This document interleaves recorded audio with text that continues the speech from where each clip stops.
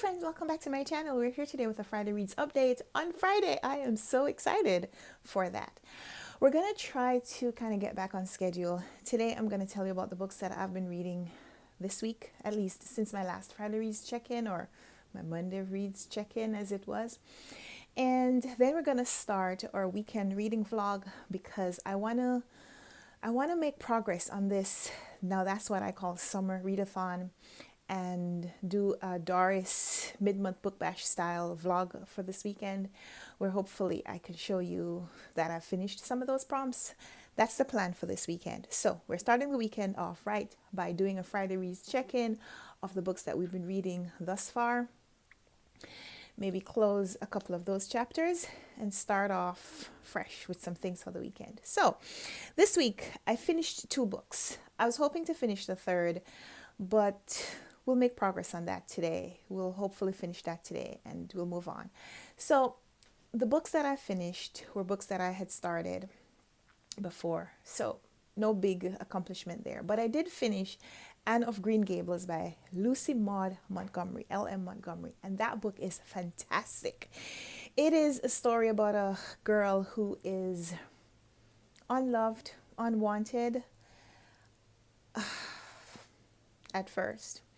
And then you realize that the reason that she was alone was because you needed her. So Anne's story is that her parents had both died, and so she was in an orphanage.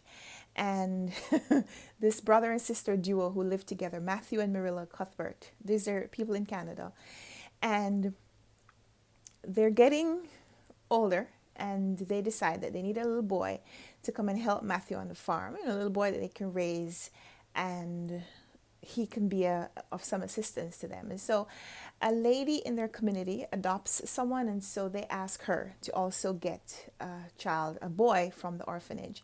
And so they send for this boy, and Anne turns up.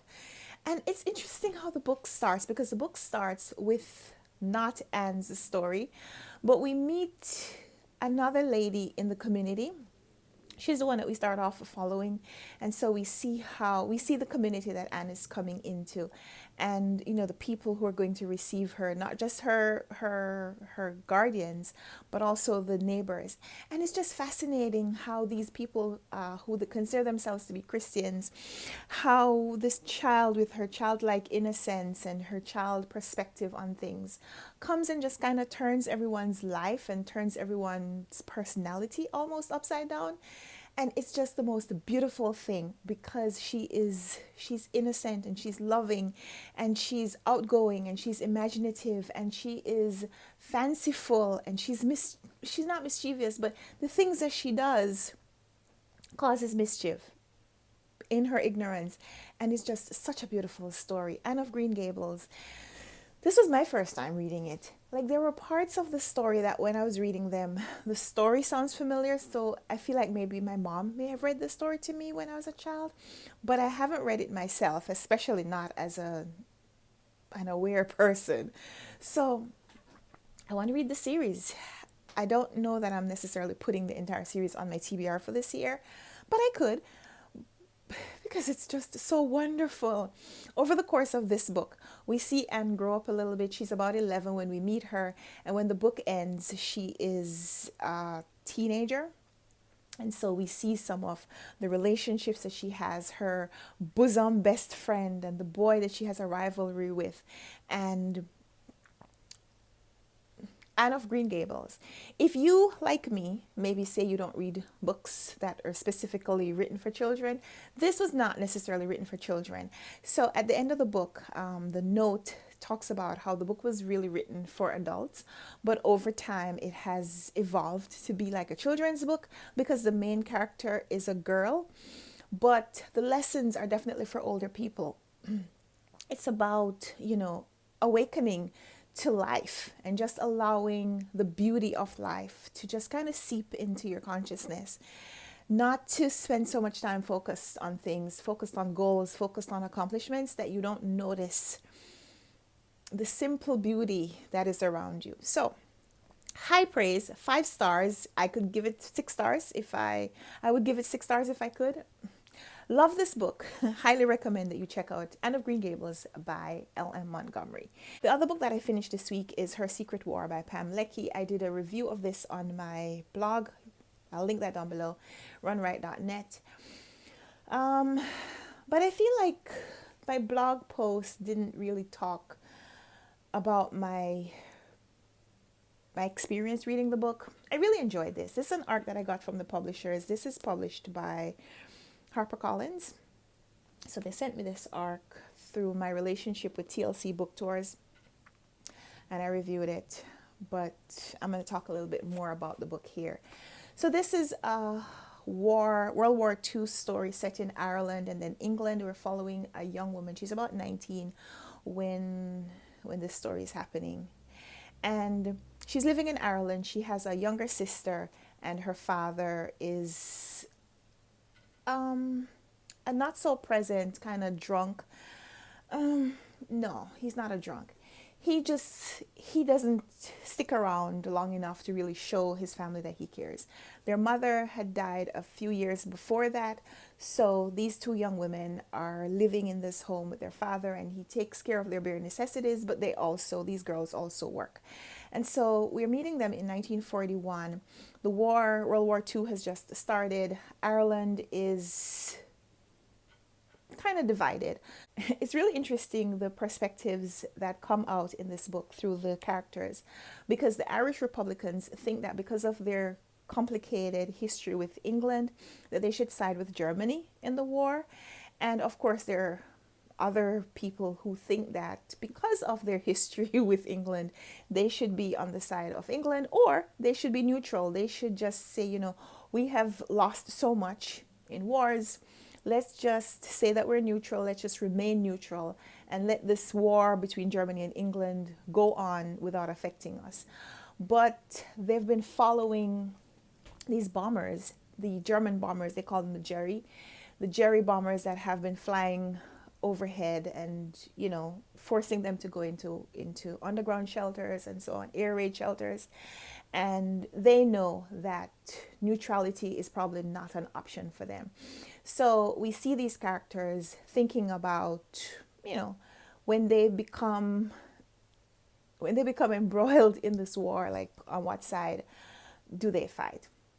And so in the beginning of the book, there is a bombing of the main character. Her name is Sarah. Sarah's house is bombed and she loses her family. And she has to decide what she's going to do with her life. So she goes to England because she has extended family there, and they offer her an opportunity to start over. And start over she does, but not without the past coming along with her. And so she gets invited, but we use the term invited really loosely because she almost doesn't have a choice. She's being forced to commit espionage and subterfuge, and all because she wants to stay in England and she wants to protect the family that has now embraced her. So there's a lot about this book. It's a pretty long book. It's almost 400 pages, 370 pages. And the author gives a lot of detail. Like, she gives you a lot of play-by-play, what the characters are doing right now, what they're talking about right now. And so there are places where I feel like you want the narrative to speed up because you want to get to what else is happening. Like, why do we need to hear everything? Why do we need to read everything that this person is saying and thinking and doing? But later, you realize how much clues the author is giving you in the narrative. So you don't want to speed read it. You don't want to speed through it because then you'll miss the subtle hints that she's putting in. There's a lot about this book that I really enjoyed. Her Secret War by Pam Lecky. This is my first time reading anything by this author, but I feel like I'd read more from her because she gave me a lot of detail about what was happening in Ireland and England in the beginning of World War II. I've read books about the war from the English perspective, but not from the Irish perspective. So I felt like that was a little bit of a unique storyline. I appreciated reading that here. And so, yeah, I like this book. I really did. So would recommend this if you're looking for a book to learn a little bit about what was happening in Ireland in the 1940s as well. So those are the two books that I finished this week. I made some progress on this, not much. I only read a few pages of this since the last time we talked, On a Night Like This by Lindsey Kelk.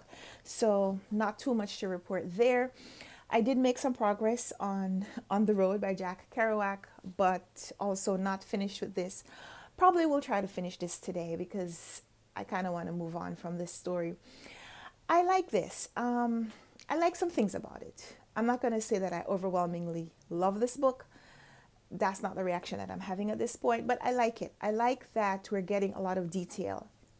I guess I like books with details these days because Jack Kerouac's character in here, Sal, he is going he's going across the country and back and really giving you blow by blow description of what is happening, where he's going, who he's meeting, what he's eating, what he's drinking, when he's sleeping, where he's sleeping, how much he's paying for his accommodations, details about the people who pick him up as he hitchhikes and the people he meets on buses and the conversations that they have. And it's fascinating.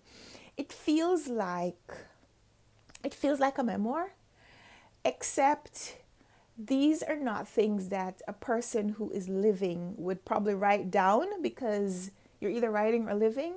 And I feel like in order to record all of this, you'd probably have to have like a tape recorder or just constantly be scribbling in your notebook. So I like this. I like that it's inventive or it's the invention of someone, but it feels like an actual trip. It feels like you could put yourself across the street watching Sal and his friends live out these experiences. I'm at the point in the book right now, about page 100, and he's just met a woman, a young Mexican woman who has left her husband and child. Her husband has been abusive, and so she left him behind, left her child with her family, and is on a bus. And so Sal meets her, and they start a little romance, a little affair. And while they like she invites him to go somewhere and he's thinking like she's taken me for a mark. She has a pimp, and where she's going to take me, then the pimp is going to take over and he's going to take control and exert his influence over me. And so Sal is really hyper suspicious at this point. And then to squelch that, he decides to take this young lady, Teresa, but he calls her Terry. So he takes Terry to a place, of his own choosing, so there's no pimp. And then she starts to accuse him of being a pimp. He mentions to her that when they go to New York, because at this point they're in California and they're talking about going back across the country together this time. And she's accusing him of being a pimp, and that someone who he mentions is a madame and wants to bring her into prostitution. And so he realizes the hilarity in the situation is that because they're both exhausted and they've both come out of situations where they feel like they can't trust people, that they're both suspicious of each other and they're harboring the same suspicions for no reason. And it's really funny. It's really funny to me because this is something that's real, where sometimes you project onto people what you're thinking because you harbor the thoughts, you're thinking that other people also harbor the thoughts. So like I said, it's really interesting. There's a section, a lot of this is, him trying to, well, the characters here doing odd jobs, petty jobs for money. They're trying to make money to live, to pay for their adventures, to pay for their transportation as they go on the road.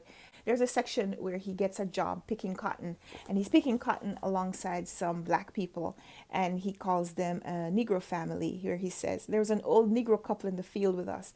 They picked cotton with the same God-blessed patience their grandfathers had practiced in antebellum Alabama. They moved right along their roads, bent and blue, and their bags increased. My back began to ache. And, just in that, you could dissect this passage and take a lot out of it that, there may be people who may be offended by the mention of slavery and antebellum experience, but I feel like Sal is really understanding history as it relates to him personally in this scene. And, just him mentioning it isn't offensive. It is him coming to this acknowledgement of what was and what is, how experiences of the past are now being lived out in a very different way. And so I just feel like there's a lot to gain from this book. So I'm reading it slowly, probably a lot slower than I thought I would. So I'm just at page 100, 102 or thereabouts. So we'll finish that at some point. Maybe not today, but soon. So those are the books that I have finished this week and I'm carrying into this next weekend. The next video will probably be, no, I have a video that's going to be posted this weekend. So stay tuned for that. It's an interesting one. It's the beginning of a series that I hope there'll be more videos like that coming, and I hope you'll enjoy the series. So a little teaser. And in my next reading video, my vlog of this weekend, you'll see what I get up to this weekend. So yeah, thank you so much for watching. I'm wearing my husband's Michigan sweatshirt. No, he didn't go to Michigan, but you know, we like sweatshirts around here. So yeah, that's what's happening in my reading life, and I hope you enjoyed this video. Thank you so much for watching. Give this video a thumbs up if you liked it. Subscribe if you haven't already. More videos coming, and I know you don't want to miss them. So thank you so much for watching, and until we come back for another video, happy reading. Bye.